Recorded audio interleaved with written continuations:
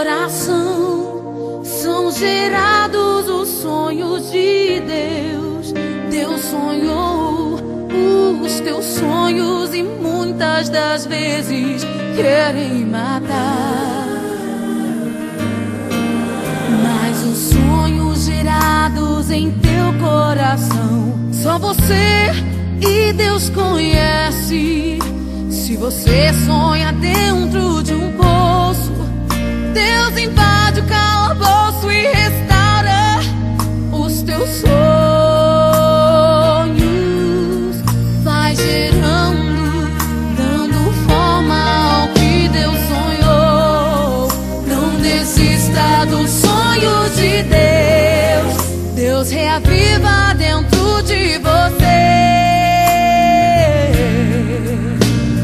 Mesmo que venham palavras pra te afligir, o fruto que há dentro de ti é o fruto do Espírito de Deus.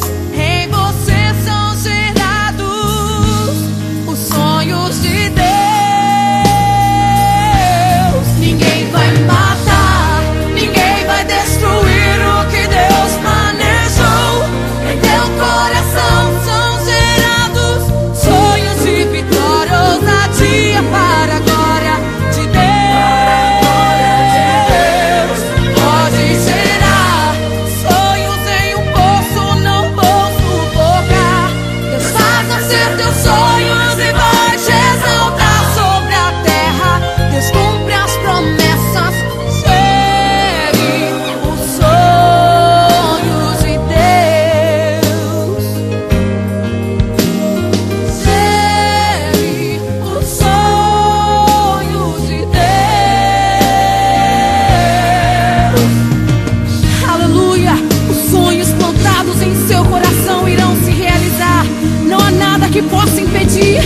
Sonhe, deixe os sonhos de Deus serem gerados em você.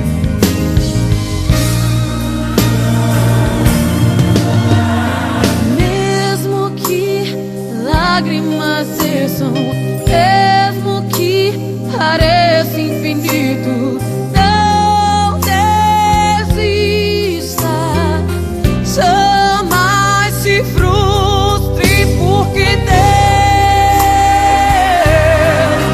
é contigo. É contigo.